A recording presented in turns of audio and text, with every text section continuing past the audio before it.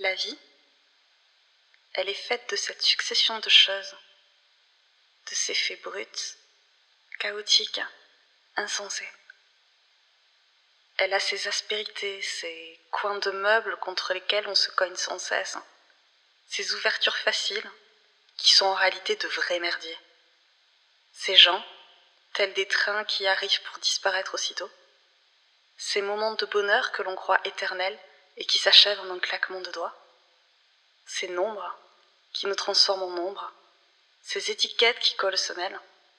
Ces trous dans les mentales qui sont juste du vide et pas du fromage. La vie, elle ressemble à ce cycle où tout est toujours trop court, où ce qui est bon ne doit pas être considéré comme infini. Quoi que l'on fasse, il faut prendre garde à ne pas rêver trop longtemps, à ne pas aimer trop fort, à ne pas trop marcher en dehors des clous. Elle peut être d'une tristesse profonde, cette vie, où l'on apprend à nos enfants qu'il faut être gentil, et à nos adultes qu'il ne faut l'être qu'avec parcimonie, à nos adolescents qu'il faudra éviter les pièges pour s'imposer un jour, avoir beaucoup, être tout en sachant paraître, être celui qui sera le plus fort, le plus drôle, le plus original, le nec plus ultra, le moins vulnérable, le moins aventureux. 24 heures sur 24 et 7 jours sur 7. Mais la vie, elle est aussi faite de cette succession de choses, de ces moments qui vous accrochent un sourire au coin des lèvres, de ces faits insensés, inattendus, inespérés. Elle a ses fous rires, ces rencontres qui se produisent comme par magie, ces paysages qui sont beaux à vous en éclater la rétine, ces gens qui apparaissent pour ne jamais vraiment disparaître, avec le souvenir d'un parfum, d'une voix, d'un gâteau si bon à en lécher son assiette, d'un chien si poilu qu'il faut aller le gratter. Ces moments qui n'appartiennent qu'à vous, ces pots de confiture que vous finirez par ouvrir par vous-même, et puis surtout, ces histoires. La vie, celle qu'on retient et dont on se souvient de génération en génération, ce n'est pas celle des résultats du CAC 40, des résultats de statistiques à une décimale près, celle de la clôture des chiffres à la fin d'un bilan annuel, de ce qu'il faudra léguer en patrimoine immobilier, d'une stratégie de pénétration des marchés, ou la proportion exacte de glucides, de lipides contenus dans un moelleux au chocolat maison. Elle peut être d'une beauté profonde, cette vie, où l'on apprend à nos enfants qu'il faut être gentil, et à nos adultes qu'il faut le rester, quoi qu'il en coûte. Parce qu'il ne faut pas trop laisser le monde nous changer, au risque de ne plus se reconnaître. À nos adolescents qu'il faudra composer avec les pièges, parce qu'ils existent, et que l'on peut vouloir s'imposer un jour, avoir, être, savoir paraître, être celui qui sera le plus fort, le plus drôle, le plus original, le nec plus ultra, le moins vulnérable, le moins aventureux, 24 heures sur 24 et 7 jours sur 7. Mais que cela ne servira à rien si l'on n'apprend jamais à apprécier la simplicité de ce que l'on est vraiment. Bienvenue à bord. Vous faites partie des passagers de Transmission, 3e épisode. Un podcast qui vous parle des anti-héros du quotidien. Bonne écoute.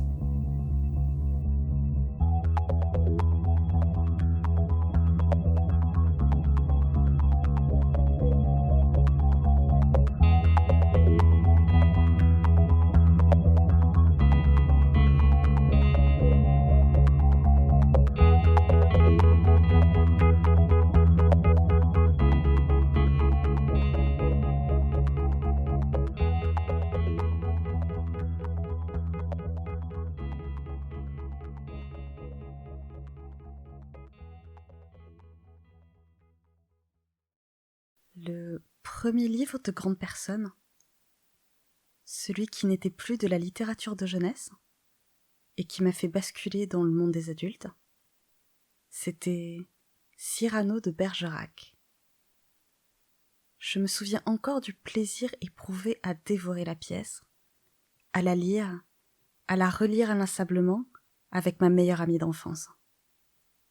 De ce combat où les mots gagnent autant que l'épée, lorsqu'à la fin de l'envoi, on touche, à cette scène du balcon où, caché dans la pénombre, on prête sa voix, sa plume, pour rendre service à un Roméo qui, s'il a la grâce du physique, n'a pas celui du verbe, jusqu'à cette scène finale où la mort peut bien aller se faire voir. J'ai tout aimé, car si tout nous est pris, à la fin reste l'essentiel, le sens de l'amitié, l'amour loyal, le piquant et surtout l'épique.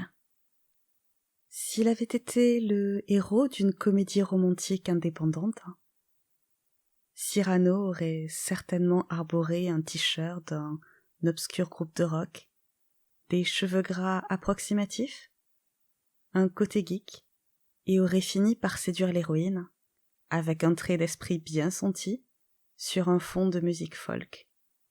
Mais, au lieu de cela, Cyrano a joué pleinement avec les codes d'un monde violent, injuste, où les plus chevaleresques et spirituels ne gagnent pas forcément à la fin, où les héroïnes ne sont pas immédiatement conscientes des apparences, où les non-dits sont ancrés jusqu'à la fin, où l'amour et la loyauté ne triomphent pas de tout, pas même de la mort, pas même du tragique. Il est cet anti-héros dont je garde un souvenir impérissable, qui finit par démontrer jusqu'à la dernière page que ce qui finira par compter, ce qu'on finira toujours par transmettre, c'est peut-être le souvenir des mots, de ces histoires qui, au beau milieu des fracas du monde, de ces difficultés, de ces laideurs, vous façonnent et vous révèlent tout ce qu'il y a de beau. Avant Cyrano, avant les livres de grandes personnes, et avant même les livres, il y a celle qui a inventé des histoires qui ont peuplé mon imaginaire d'enfant, avec des grains de café qui avaient l'apparence des membres de ma famille, celle qui chantait faux en faisant du yaourt sur du Elvis Presley, celle qui faisait des chorégraphies africaines de manière totalement impromptue pour décoincer l'adolescente fan de rock britannique que j'étais. Celle qui n'a de cesse d'émerveiller la femme et l'adulte que je suis, en me rappelant qu'il ne faut jamais cesser d'apprécier les petites et les grandes choses de la vie, peu importe les moments où tout s'écroule et semble s'obscurcir. Parce qu'elle fait partie des premières personnes à m'avoir transmis l'importance des petites choses du quotidien, de savoir apprécier les petites et les grandes histoires.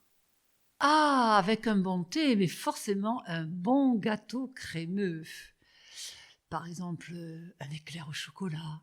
Ou une tarte au citron. J'aime bien les tartes au citron aussi. Parce qu'elle fait partie de ces personnes qui m'inspirent, quand mon esprit est en train de paniquer, et que je laisse trop de place à ce qui me fait peur, plutôt qu'à ce qui m'anime. Alors, dans mon enfance, en fait, rien ne m'a laissé comme souvenir quelque chose qui ait pu me faire peur. J'ai jamais eu peur. J'ai jamais eu peur de quoi que ce soit, ni de la nuit, ni du saut, ni d'animaux en particulier. Aucune crainte, toujours très confiante. J'ai toujours placé ma confiance dans tous les gens qui étaient autour de moi et je n'ai jamais eu de peur manifeste quelconque dans ma vie. C'est chouette, hein? Vraiment, c'est chouette. Elle a peut-être une peur interrogative, le traumatisme passé, quand j'ai eu mon accident, que j'ai eu un accident de voiture, que je suis restée dans le coma et que je me suis réveillée bien longtemps après. Et je me suis dit, peut-être que tu aurais pu mourir ce jour-là. Mais c'est pas une peur. C'était juste une interrogation. Mais sinon, pas de peur, non. Ma mère, cet anti-héros.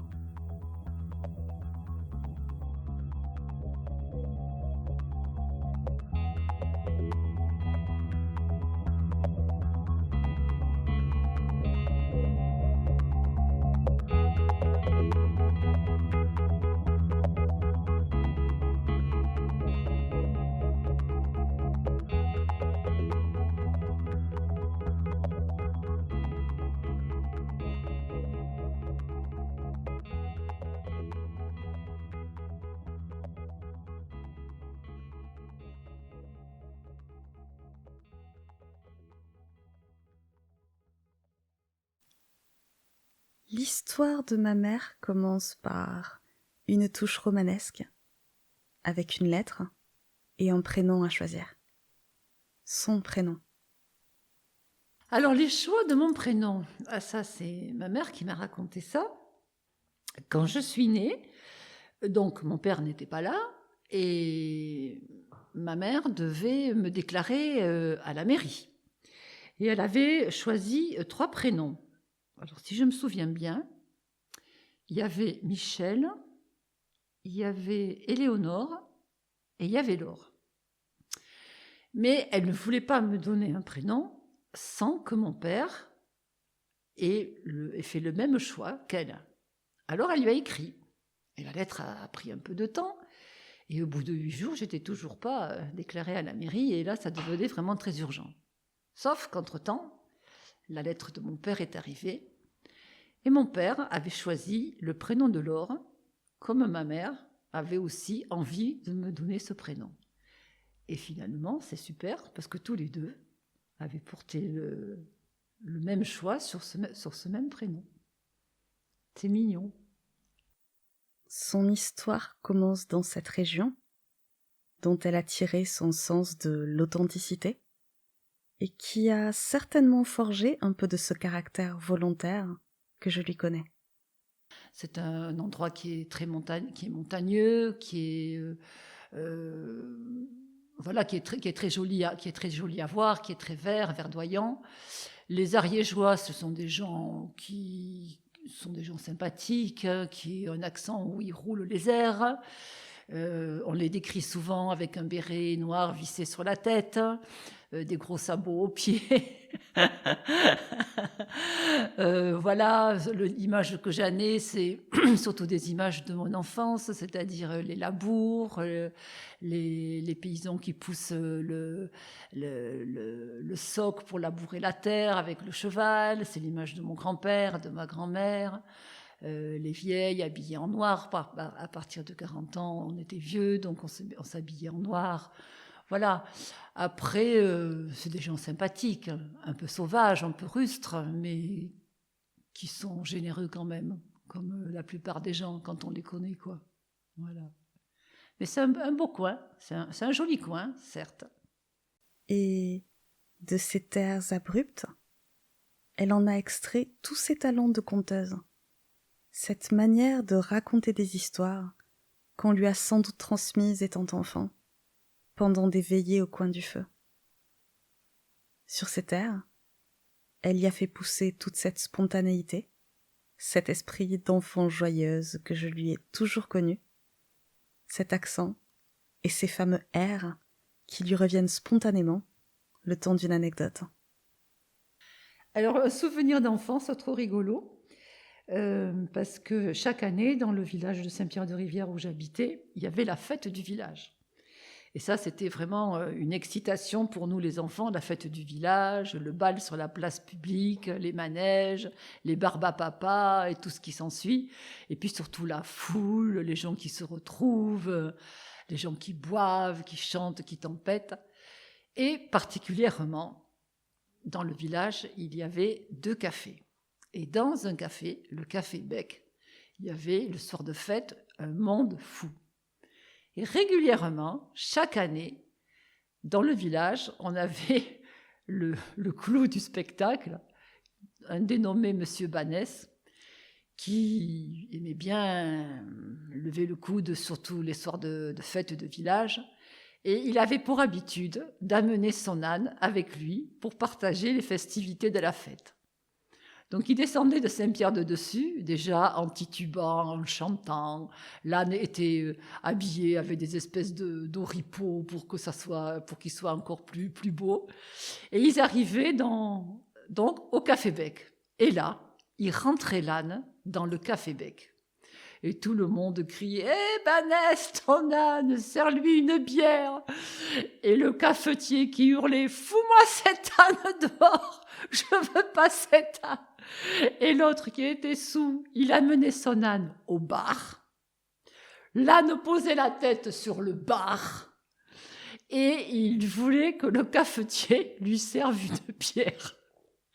Mais ça durait un moment et tout le monde riait. « Allez, que l'âne boive la bière. Allez, cafetier, serre-lui la bière. » Et le cafetier, il tempêtait. Sa femme, elle était folle furieuse. L'âne était comme un coq en panne, la tête posée sur le bar. Enfin bref, ça durait presque une heure, le temps qu'on arrive à remettre Banès, son âne, dehors.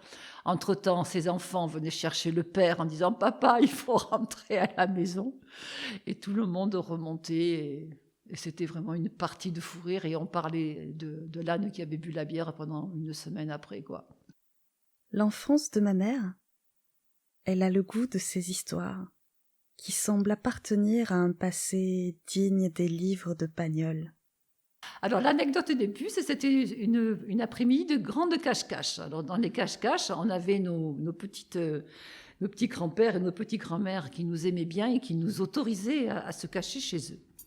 Donc, on les connaissait. Et donc, une fois, on est allé chez Sidonie. On devait être 5 ou 6 à débarquer comme des fous chez Sidonie, dans sa maison, pour se cacher. Et nous nous sommes cachés dans son lit, sous son édredon. Mais Sidonie, il faut savoir qu'à l'époque, elle était déjà très vieille, elle avait 80 ans, elle marchait avec des bâtons, elle avait un tout petit chignon de cheveux délavés sur le sommet du crâne, et elle riait, elle avait la bouche fendue dès qu'elle nous voyait arriver. Et donc, elle nous avait cachés sous son édredon de son lit. Manque de bol, sous l'édredon, il y avait une colonie de puces. Mais peut-être 2 ou 3 colonies de puces. Et donc, on était tous sous l'édredon, en train de se faire piquer, mais on ne voulait pas sortir parce qu'on ne voulait pas que les autres nous trouvent. Et après, ils sont arrivés, ça criait partout, et ils ne nous ont pas trouvés. Et nous, on était toujours sous l'édredon, en train de se gratter. Et quand ils ont été partis, nous sommes sortis de sous les édredons, couverts de puces. Et Sidonie était désespérée. Mes pauvres enfants. Mais elle a aussi un goût d'ailleurs, comme lorsqu'elle évoque ces moments de sa vie vécue en Afrique, de par le métier de mon grand-père. Alors, le souvenir le plus marquant, c'est lorsque j'étais à Brazzaville, dans les années 63-64. C'était Noël, sous le soleil. Et j'étais surprise de voir dans la rue les femmes qui promenaient leurs enfants accrochés dans le dos avec un grand tissu. Et alors, je trouvais ça tellement joli que moi, pour Noël, j'avais eu un gros Donald, un gros canard avec un immense bec jaune. Et je me l'étais accroché dans le dos. Et comme j'avais pas de tissu, je l'avais accroché avec ma corde à sauter. Et je me promenais sur la véranda de la maison avec mon canard fièrement planté dans le dos. Et les femmes africaines qui passaient étaient mortes de rire. Elles se marraient, elles trouvaient ça trop rigolo qu'une petite fille blanche s'accroche un Donald dans le dos comme elle, en se dandinant des fesses pour le faire tourner. Et c'était trop rigolo parce qu'elles étaient bienveillantes, elles avaient un regard bienveillant sur moi et en même temps très amusées, quoi. Cette curiosité, cette absence de peur qui est la sienne quand il s'agit d'aller vers l'autre, de tenter des choses, c'est quelque chose qui m'a toujours fascinée. Il y a certainement cette partie de l'enfant frondeuse et curieuse en elle, qu'il y a toujours poussée. Et puis, cette tendance qu'elle a à toujours être dans l'action. Adolescente, je m'imaginais que des bras supplémentaires lui sortaient parfois du corps, pour lui permettre de faire 6 choses à la fois. Et qu'elle devait certainement avoir des intraveineuses de ce lait concentré dont elle pourrait boire des litres sans s'arrêter. Le côté hyperactif, je sais pas. J'ai toujours été hyperactive, de toute façon. Quand je t'ai parlé de mon enfance où je passais mon temps à courir partout, j'ai toujours été quelqu'un d'hyperactif. Pourquoi hyperactif? Je sais pas. Mais je ne me conçois pas autrement qu'en étant hyperactive. Il faut toujours que je bouge, j'ai toujours quelque chose à faire. Chez ma mère, il y a peut-être cette conscience des gens qui, un jour, ont pu ressentir à quel point le fil de nos vies pouvait être ténu, à quel point il était important de savoir en apprécier chaque millimètre, chaque petite chose qui peut se trouver sur son chemin. Alors l'accident qui a un petit peu chamboulé ma vie, c'était pour mes 20 ans. Je terminais ma première année d'études d'infirmière sur Toulouse et on avait décidé de faire un repas de fin d'année avec la classe.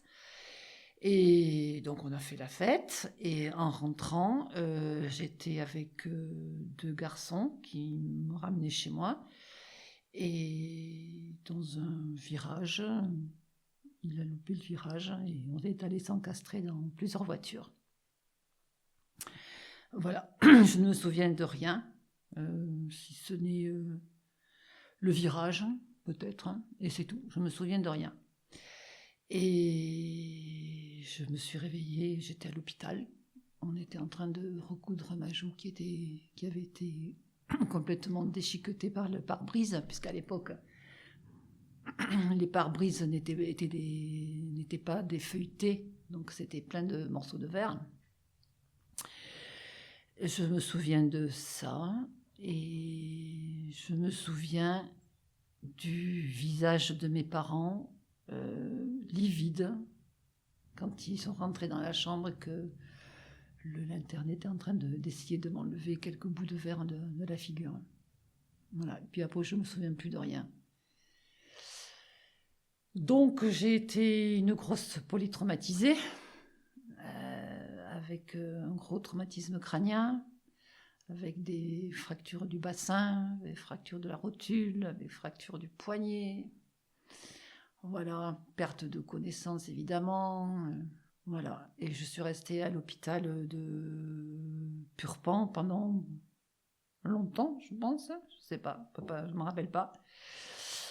Et de là, ensuite, j'ai été transférée directement chez mes parents, puisque dans ces années-là, on te gardait pas trop dans des services de réa ou des services de chirurgie. Tu rentrais vite chez toi.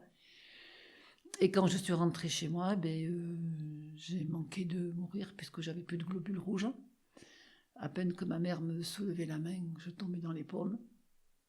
Et donc là, je suis repartie en hospitalisation, mais cette fois-ci à l'hôpital de Foix, où j'ai subi plusieurs transfusions pour essayer de me rétablir. Voilà. Et j'ai fêté mes 20 ans sur un lit d'hôpital. Et je me souviens que pour mes 20 ans, mon voisin, Jean-Pierre Derieux, m'avait offert mon premier parfum, qui était Eau de Lancôme. Et mon grand-père, Icre, m'avait offert un solitaire, une perle de culture. Voilà. Et puis de là, après l'hôpital de Foix, je suis revenue chez moi. Et c'est moi qui ai participé à ma propre éducation. Je me suis appris à marcher toute seule avec une chaise. Voilà, j'ai essayé un petit peu de travailler ma mémoire parce que je me souvenais de rien. Et je suis restée comme ça pendant 2 ans, à essayer de me reconstruire. Voilà, par ma propre volonté. Voilà, avec l'aide de mes parents, bien sûr. Voilà, qui m'ont bien soutenue, bien accompagnée. Voilà. Voilà, ce que ça m'a apporté, ça m'a apporté l'importance de vivre. Que finalement, quand le rayon de soleil te caresse la peau, c'est le plus grand des plaisirs. Et que la vie vaut vraiment le mérite d'être vécue. Voilà. Et qu'il faut en prendre soin. Voilà. Ma mère, elle a la grâce des gens qui savent mesurer toutes les palettes de ce que la vie a à offrir en matière de leçons, aussi bien dans le grave que dans le léger. Le grave, elle en a non seulement fait l'expérience dans sa vie privée, mais aussi dans le choix de son métier, celui d'infirmière, avec ces fois où même le plus grand enthousiasme du monde, même les mots, ne peuvent rien contre l'horreur, la tragédie. Alors l'expérience la plus douloureuse que j'ai vécue, c'était dans le service de réanimation de l'hôpital de Perpignan. On avait accueilli un jeune garçon qui avait notre âge à l'époque, évidemment, puisqu'on était tous jeunes, et qui avait été un gros polytraumatisé de la route. On l'avait gardé de longs mois dans le service de réanimation, de très très longs mois. Et c'était un garçon extrêmement courageux, très courageux, qui a accepté vraiment des soins qui étaient très durs à supporter, mais il les a vraiment bien assurés. Il suffisait qu'on lui explique chaque fois ce qu'on allait lui faire. Et chaque fois qu'on lui expliquait ce qu'on allait lui faire, il était consentant pour les faire. Évidemment, il fallait les faire, mais il les acceptait, même si c'était douloureux pour lui.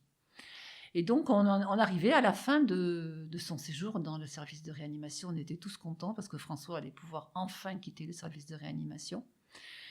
Et on avait même commencé les premiers levés pour dire que ça allait beaucoup mieux. Et donc, j'arrive le soir, je prends mon service de nuit à 23, à 21h. Et puis, je dis, tiens, je vais aller dire bonjour à François. Et quand je suis arrivée, je n'ai pas pu arriver jusqu'à son lit parce que j'ai vu ses pieds blancs. Et j'ai compris que ses pieds blancs, c'est parce qu'il n'était plus là.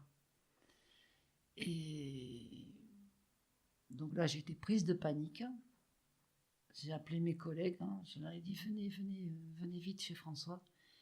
Et quand on est arrivé, François était mort, il avait fait une embolie.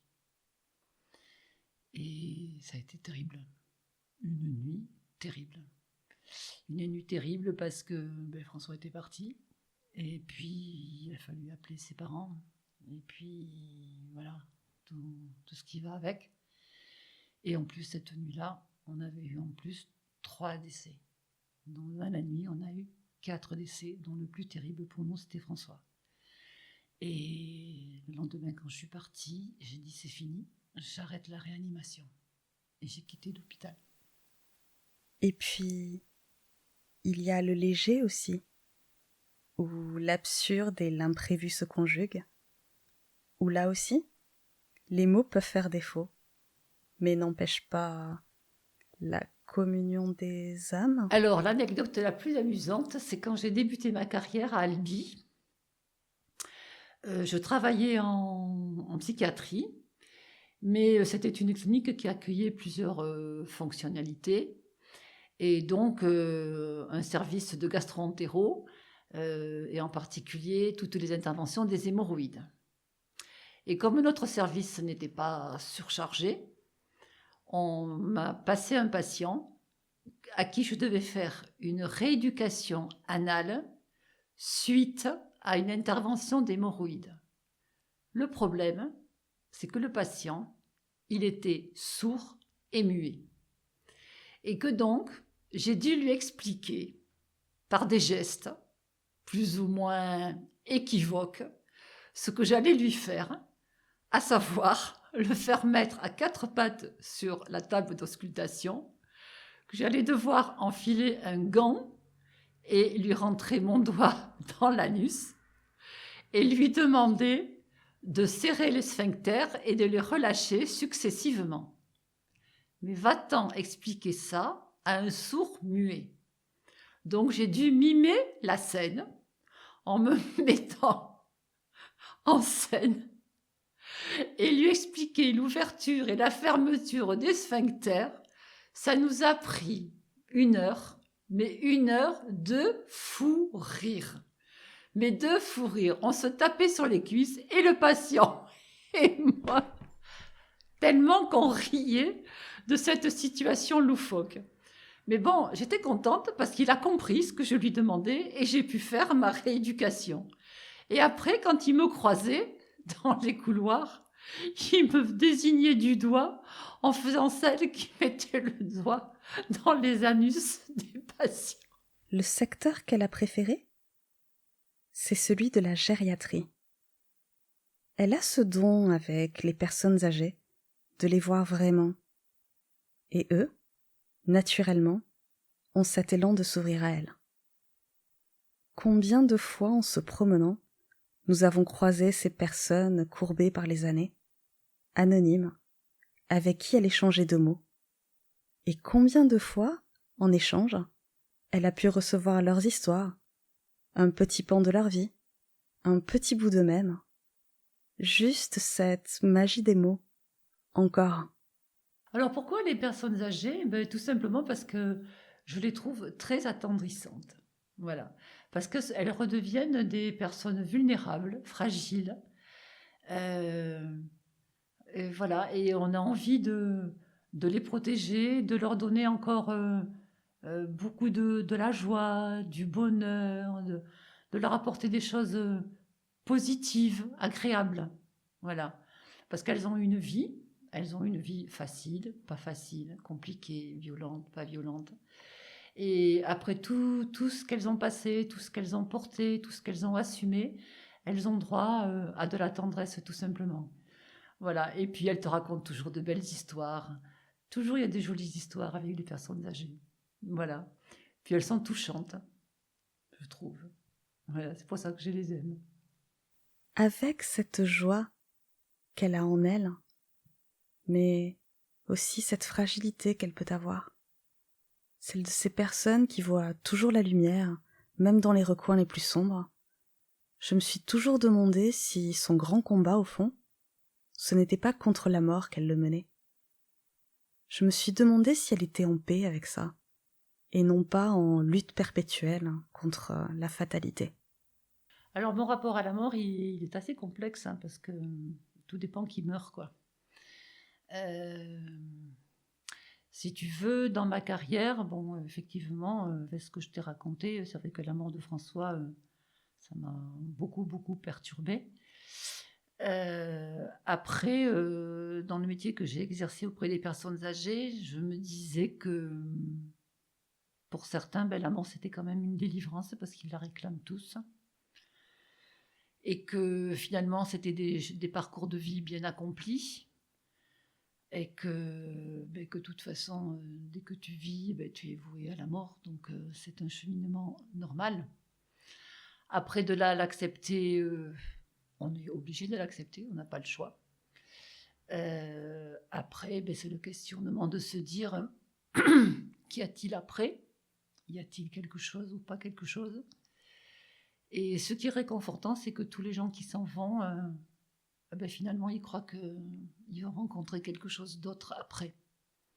Et finalement, ça, c'est assez réconfortant de se dire qu'ils partent avec une espérance et non avec un désespoir. Alors, la mort de mon père, ça a été un moment extrêmement douloureux, mais en même temps, soutenu par lui, par son courage, et voilà, soutenu par son courage. Donc, parce qu'il a affronté ça d'une façon vraiment très raisonnée, très analysée, très sereine, puisque même lui il avait choisi le moment où ça serait le moment de partir, avec un courage devant lequel je suis très admirative, et je ne sais pas si j'aurais le même. Voilà. Donc, c'est vrai que j'ai été soutenue justement par son courage. Bon, après, quand j'ai appris qu'il était décédé, je me suis effondrée. Parce que c'est quelque chose que je n'ai pas vu venir. Parce que le dernier week-end où je l'ai vu, il était très mal. Il avait commencé à prendre sa morphine de son propre choix. Il était très mal et je lui avais dit « Papa, je reviens te voir vendredi ». Et je n'ai pas compris que je ne le reverrai pas vendredi. Et lui, il m'a dit « Oui, à vendredi », il m'a dit. Voilà. Et le lendemain, ça c'était le dimanche, et il est mort le lundi. Et le lendemain, quand ma mère m'a appelé en me disant que mon père était mort, je me suis effondrée. Et puis après, le temps a passé, j'ai appris à apaiser ma douleur, voilà, à communiquer aussi avec papy, en pensée. Voilà, il est toujours présent. Je lui demande toujours des trucs. Voilà. La lumière, elle finit toujours par entrer dans tous les coins de l'existence quand on parle avec ma mère. J'aime d'ailleurs à penser qu'avec elle, l'expression « donner le jour » a pris tout son sens avec ses enfants. Parce qu'elle a consciemment choisi, avec mon père, d'engager chaque petite parcelle de sa personne dans une maternité qui n'est pas celle que l'on conçoit de manière classique. Et que quelque part, grâce à eux, grâce à elle, entre la France et Madagascar, une famille est née. Mais moi j'étais ravie, mais alors ravie de faire des enfants, non pas avec mon ventre, mais avec mon cœur. Parce que ça nous a demandé une énergie folle. Folle. Parce qu'il a fallu faire un dossier d'adoption. Il a fallu passer des tas de tests de moralité, psychiatrique, de bonnes mœurs, de revenus, d'objectifs qu'on avait pour l'éducation de ces enfants, comme si on pouvait se projeter sur un objectif d'éducation. Enfin bref, ça nous a pris 8 ans. Donc plus long qu'une grossesse, nous allons dire. Mais le résultat au bout était tellement merveilleux qu'on a recommencé 2 fois. Voilà. J'ai ces 2 parts en moi qui cohabitent et que j'ai parfois du mal à réconcilier. Celle qui en a marre parfois de se buter à des murs existentiels qui se dressent un peu partout. Celle qui a envie de s'enfermer dans une carapace où aucune aspérité du monde ne peut l'atteindre. Celle qui n'en veut pas de ce monde et qui en a un peu peur. Et puis, celle qui a envie de tout apprendre et de tout donner, sans demi-mesure. De découvrir ce qui se cache derrière n'importe quel sourire, n'importe quelle imperfection, ou sous n'importe quel rocher. Celle qui est prête pour les aventures aux 4 vents. Ce qui les unit enfin, ces 2 parties, ce sont les histoires que l'on a tissées entre elles, comme tout un tas de connexions rassurantes. Ces histoires que l'on m'a glissées à l'oreille pendant des années, comme des tas de petits fils pour m'aider à dénouer un peu ceux de ma propre existence.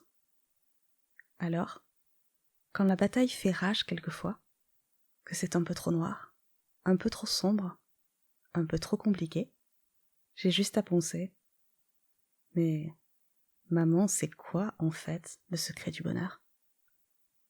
Et quand je pense à sa réponse, je sais qu'elle aura le don de me faire sourire jusqu'à la nuit des temps. Gros chien, mais un gros chien plein de poils. Voilà, dans lequel je puisse l'attraper par le cou. Voilà, un gros chien. C'est ça que j'aimerais, avec qui je partagerai des balades. Mais il faudrait plus que je bouge, quoi. Il faudrait que j'arrête d'être un pigeon voyageur, parce que si j'ai un chien, je pourrais pas aller n'importe où avec, surtout s'il est gros, quoi. Mais ouais, je rêve d'un gros chien.